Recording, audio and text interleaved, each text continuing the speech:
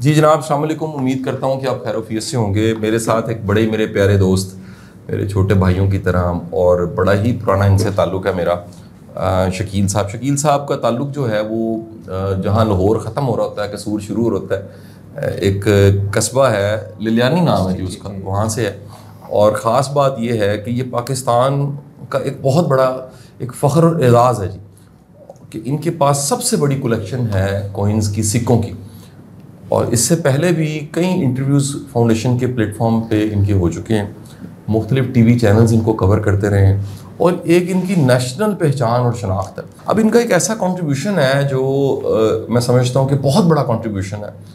मेरे साथ इनका पिछले कुछ 10 साल से ताल्लुक़ है और मेरे घर की नशिस्तों से शुरू करते करते कई ऐसे ज़िंदगी के इवेंट्स हैं जिसमें शकील साहब साथ रहे, बड़ी यादें हमारी इकट्ठे। तो इनका कमाल ये है कि जब ये फाउंडेशन बनी 8 साल पहले, तो इन्होंने हमारा ये जो बोर्ड रूम है जिसमें हम बैठे हुए हैं, इन वॉल्स पे शकील साहब ने एक पूरी वॉल को रेडी किया और उस पे हमारी पाकिस्तानी तारीख के 70 साल के जो सिक्के थे, जो टिकट्स थी और जो नोट थे, उनको और मेडल्स को भी एक पूरी वॉल डोनेट कर दी फाउंडेशन को। और जब भी कोई हमारे बोर्ड रूम में आता था, फाउंडेशन वैसे ही लोग आते हैं तो बड़े खुश होते हैं। एक बड़ी आइकॉनिक सी बिल्डिंग है, उसकी मुख्तलिफ जगह पे खड़े होकर तस्वीरें खिंचवाते हैं और हीरोज़ की पिक्चर्स लगी हुई हैं। फिर इसका पूरा इंफ्रास्ट्रक्चर बड़ा खूबसूरत सा है, तो लोग आके यहाँ पर बड़े महजूज होते हैं, खुश होते हैं। लेकिन ये वॉल जब भी कोई इस कमरे में आता था तो वो बड़े हैरान होते थे कि ये क्या कमाल की जगह है जहाँ पर पाकिस्तान की तारीख के सिक्के भी लगे हुए हैं और टिकट्स भी लगी हुई हैं, नोट्स भी लगे हुए हैं। कुछ अर्सा पहले इन्होंने इस रूम को अपग्रेड किया और ये सारी वॉल्स, आप इस कमरे की जो तस्वीरें आपको दिख रही हैं, इसमें कह लीजिए कि एडिशन की इन्होंने, और ये बिल्कुल एक अपग्रेड करके सिक्के भी, मेडल्स भी और साथ ही साथ कह लीजिए टिकट्स भी, वो सब चीज़ें इन्होंने ऐड करके इन वॉल्स पे दोबारा लगाई। तो आज हमने इसके लिए एक तकरीब रखी है जिसमें शकील साहब खुद भी मौजूद है और उनके बेशुमार जो मोहब्बत करने वाले लिलियानी से, कसूर से और सारे काने साइड से हमारे दोस्त हैं, वो सारे यहाँ पर आए हुए हैं। और ये तकरीब जो है वो इनके एक एजाज़ में और इनकी शान में रखी गई है। अब शकील साहब से मैं 2-3 सवाल पूछना चाहूँगा क्योंकि ये कोई प्रॉपर इंटरव्यू नहीं है लेकिन हमारी गपशप है। लेकिन हम चाह रहे थे कि इसकी एक याद सेव हो जाए हमारे सोशल मीडिया पे, हर जगह रजिस्टर्ड होकर। हम कभी इकट्ठे बैठे थे, हमने बात की थी।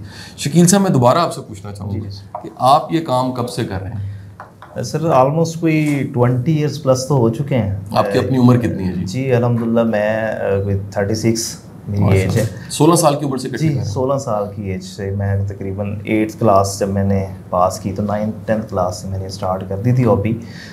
लेकिन तब जब जी स्टार्ट की थी सर, तब इतना पैशन था नहीं, मतलब कोई इससे पीछे कोई इंस्पिरेशन नहीं थी। लेकिन जब मैंने ये स्टार्ट किया और मैं आगे की तरफ बढ़ा, जब इंटरनेट तक रसाई हुई तो फिर मेरे इल्म में आया ये तो बहुत बड़ा पैशन है और यूरोप से लेके अमेरिका और पूरी दुनिया में ये बहुत बड़ा हॉबी है और इसको बड़े पैमाने पे किया जाता। तो फिर मैंने सोचा क्यों ना मैं इसको भी एक लार्ज स्केल पे करूं और उस पैशन को, फिर वो पैशन एक जुनून बना। क्या चैलेंज थे? देखिए, कोई भी जो काम होता है जो शौक से किया जाता है, मोहब्बत से, उसके चैलेंज भी होते हैं। जी जी, उसके चैलेंज क्या थे? या कभी कोई ऐसा आप किसी ने बुलाया हो, किसी ऐसी जगह पहुंचे हो और आगे पता लगा हो वैसा नहीं है और वो चीज़ जो उसने क्लेम की थी वो नहीं है, ऐसा भी हुआ कभी? सर ये ना एक बड़ी दिलचस्प दास्तान है, मेरी किताब भी आ रही है, उसमें मैंने अपनी जो बायोग्राफी लिखी उसके अंदर उसका तज़किरा भी है। काफ़ी चीज़ों के बड़ी दिलचस्प वाक़यात हैं कि 40 शहरों का ट्रैवल किया तकरीबन मैंने एक कॉइन्स की सर्च में।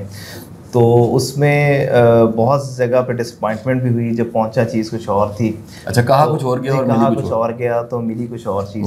तो वो बड़ा दिलचस्प सर एक सफ़र है और मैं समझता हूँ कि जो ये पूरा एक जर्नी है ना सर, ये बड़ी दिलचस्प जर्नी है और इसमें बहुत सारी एक्सपेक्टेशंस, कुछ जगहों पे एक्सपेक्टेशन से बढ़ के मिला। अच्छा। वो एक्सपेक्ट नहीं कर रहा था लेकिन उससे कहीं ज़्यादा अच्छी चीज़ें मिली।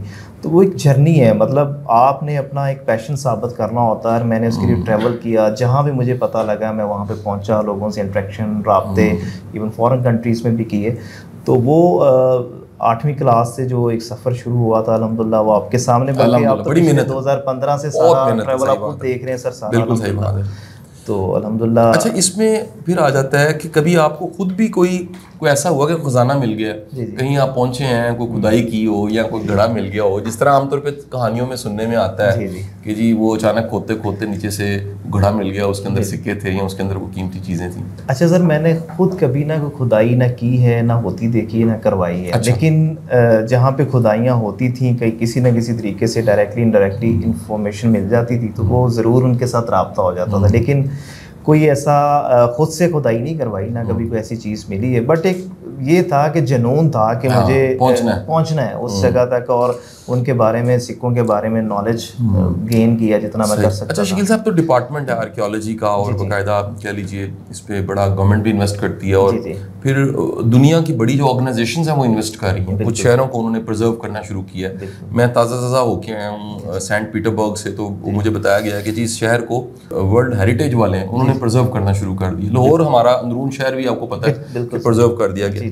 तो क्या प्राइवेटली भी लोग कुछ खुद से ढूंढ रहे होते हैं, तलाश कर रहे होते हैं और उन तक चीज़ें पहुंच जाती हैं, या सिर्फ गवर्नमेंट ये काम कर रही है? सर वैसे तो ये अथॉरिटी गवर्नमेंट के पास है, आर्कियोलॉजी के पास है। जिस तरह इकबाल मंद साहब आज यहाँ पे तशरीफ भी लाएंगे, ज़ाहिर है उनका महकमा है, तो ये खुदाई करने का जो सर इख्तियार है ना ये आर्कियोलॉजी के पास। लेकिन लोग ना यहाँ पे ख़जाने के लालच में प्राइवेटली कर रहे होते हैं। आपको पता है पाकिस्तान में कुछ का कोई भी लॉ इम्प्लीमेंटेशन नहीं है, तो लोग प्राइवेटली भी कर रहे होते हैं और उनको बहुत सारी जगहों में फ़ायदा भी हो रहा होता है, उसको खुदाइयाँ हम करते हैं, वो चीज़ें मिलती भी। ज़ाहिर है ये हमारी जो लैंड है सर, इसकी हिस्ट्री और सिविलाइजेशन बड़ी हज़ारों साल पुरानी है, तो ज़ाहिर है वो सारी चीज़ें जो आज से हज़ारों साल पहले कदीम चीज़ें थी वो सारी ज़मीन के अंदर ही दफन है और वो निकलती आ रही हैं जैसे जैसे with the passage of time. तो लोग प्राइवेटली भी और आर्कियोलॉजी डिपार्टमेंट भी कर रहे हैं। अच्छा, ये जो आपकी पट्टी है ना, ये बड़ी कमाल की पट्टी, क्योंकि जो हिजरत का टाइम था उसमें लाहौर के जो बॉर्डर्स हैं, फिर गंडा सिंह, फिर ये सारी जो बेल्ट है, ये मेरा ख्याल है कि ये दोबारा से पूरी बिल्ट हुई है, क्योंकि यहाँ हिंदू और सिख बहुत ज़्यादा थे। और ये जो सारी बेल्ट थी हिंदू और सिखों वाली, इसमें मेरे सुनने में आया कि यहाँ पर बड़ा कुछ दफन है और यहाँ आबाई गाँव में, इलाकों में बड़ा कुछ निकला। बिल्कुल सर, जो कसूर है ना, कसूर का आपको पता है यहाँ पे हिंदुज़म और सिखिज़म का बहुत ज़्यादा जो है यहाँ पे असर व रसूख भी रहा है और यहाँ पे रहते भी रहे। तो इकबाल मंद साहब जब क्यूरेटर थे, उनके होते हुए यहाँ पे खुदाइयों से बहुत सारी चीज़ें निकलती हैं। स्पेशली जो वहाँ पे कमाल चिश्ती का मज़ार है, वहाँ पे बहुत दफ़ा खुदाई की गई, तो बहुत सारे सोने चांदी के सिक्के निकले। फिर यहाँ पे सिख एम्पायर, मुग़ल एम्पायर, उनकी चीज़ें बहुत सारी यहाँ से जो है ना वो डिस्कवर होती हैं। तो ये कसूर की और लाहौर की लैंड है सर, इस लिहाज। आपके पास कुल कितने सिक्के हैं? सर कुल मेरे पास कोई 20,000 प्लस में है। अच्छा, 20,000 सिक्के। 20,000 सोने का सिक्का है कोई? सर 3 गोल्ड के कॉइन्स हैं उसमें। वैसे गोल्ड के कॉइन आए थे मेरे पास, बट वो ज़ाहिर है यहाँ पे जब आपको पता है कि जब ज़रूरत पड़ती है तो हम गोल्ड को इस्तेमाल कर लेते, तो वो फिर कुछ मौक़ों पे मुझे उसको जो है ना वो सिर्फ बेचना पड़ा। अच्छा, बाकी सिल्वर के तो बेशुमार हैं, हज़ारों की तादाद में। चांदी के, तो गोल्ड के 3 हैं? गोल्ड के अब 3 है मेरे पास। तो आपको बंदे शंदे रखने पड़ते होंगे कि कुछ चोरी ना कर ले, कुछ छीन के ले जाए? सोने के सिक्के शकील साहब के पास हैं?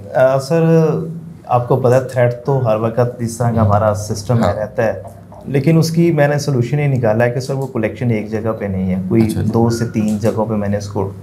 आपने खुदाई करके रखी हुई है या प्रॉपर कोई लॉक शॉक लगा के रखी? नहीं सर, वो 2-3 जगहों पे है। ज़ाहिर है हमारे यहाँ आपको पता है कि लोग ये समझते हैं कि ये चीज़ें चूँकि बहुत एंटीक हैं या करेंसी नोट से, उनके नज़दीक तो सिर्फ उसको वो मॉनेटरी टर्म्स में देखते थे, हिस्टोरिकल तो उनको पता नहीं होता।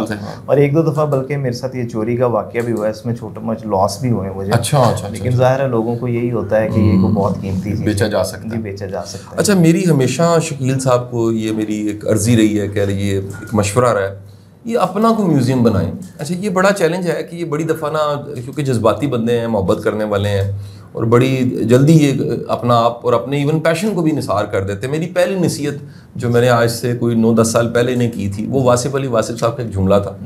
और वो जुमला मैंने इसलिए बोला कि जब ये पहली दफ़ा मुझे मिलने आए तो ये कुछ सिक्के मेरे लिए लेकर आ गए। उन्होंने फ्रेम करवाए हुए थे, आपको याद हो? जी बिल्कुल सर। घर था मेरा, अनेक्सी जो थी ना मेरी, उसमें आप लोग मुझे मिलने आए थे। तो मैंने एक जुमला बोला था कि शकील साहब, वासिफ साहब फरमाते हैं कि दिए का तेल नहीं देना चाहिए, रोशनी देनी चाहिए। यानी आप इसको 2 लोग देखें, खुश हों, लेकिन आप इसको बांटे ना। जब आप बांटेंगे, अच्छा मैं क्योंकि लकीली 6ठी क्लास से मैं सिक्के इकट्ठे करता रहा हूँ, आपको पता है मेरी स्टोरी का, तो मेरे भी जो सारे सिक्के हैं, सिक्कों की कलेक्शन है, वो शकील साहब ने खुद उसको फिर सारा प्रिजर्व किया, संभाला और उसको शोकेस किया कि नहीं सर ये आपकी याद है, 6ठी क्लास में आप ये सिक्के जमा किया करते थे। तो फिर मैंने इनको कहा कि आप मेहरबानी करके इसकी अपनी एक पूरा म्यूज़ियम बनाएं और पूरी कह लीजिए एक गैलरी बनाएं। और मेरी आप सब सुनने वालों से भी गुजारिश है कि वो दुआ भी करें, और कोई आइडिया किसी के पास है तो वो रब्ता कर सकते हैं शकील साहब से, मुझसे, मेरी टीम से, इनकी टीम से, कि हम ये इतनी बड़ी कलेक्शन को, जो कि पाकिस्तान की सबसे बड़ी कलेक्शन है,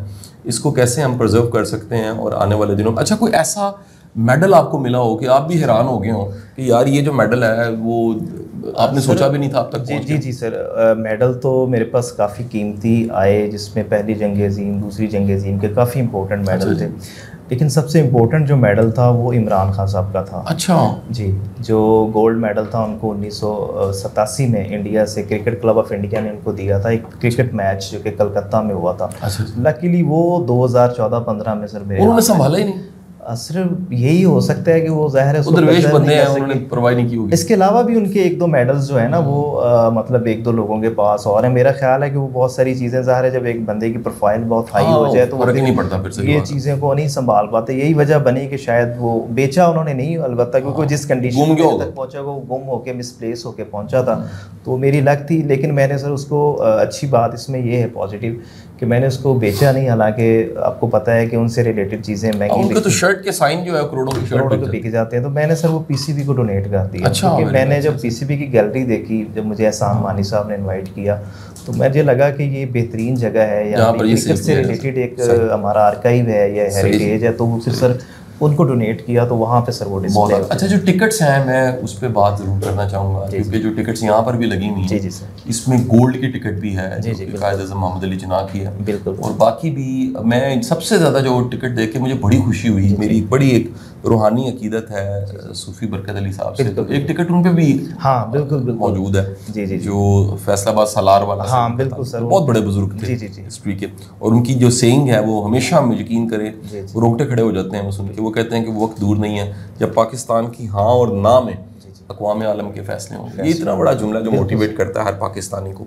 तो शकील साहब, मैं आपका फिर दिल से शुक्रिया अदा करता हूँ, और आपके साथ एक गपशप हमारी हो गई, रिकॉर्ड हो गई आज की गुफ्तगू सारी की सारी। बहुत शुक्रिया। तो फाउंडेशन के दरवाजे हमेशा खुले हैं, और मेरी ये भी ख्वाहिश है कि कभी आप इकबाल मनसब को भी हम ज़हमत दें, और कभी हिस्ट्री, आर्कियोलॉजी और हॉबीज़ पे भी बात हो। ये एक ऐसा है जिसमें बड़ी कम बातचीत होती है, सर, इस पे भी बातचीत हो। पूरा सेशन सर इसके लिए अगर आप रखवाएं तो जरूर। आने वाले दिनों में शकील साहब की किताब आनी है, तो वो भी तकरीब रुनुमाई कहीं जहाँ भी होगी, लेकिन एक तकरीब इंशाल्लाह फाउंडेशन में भी होगी।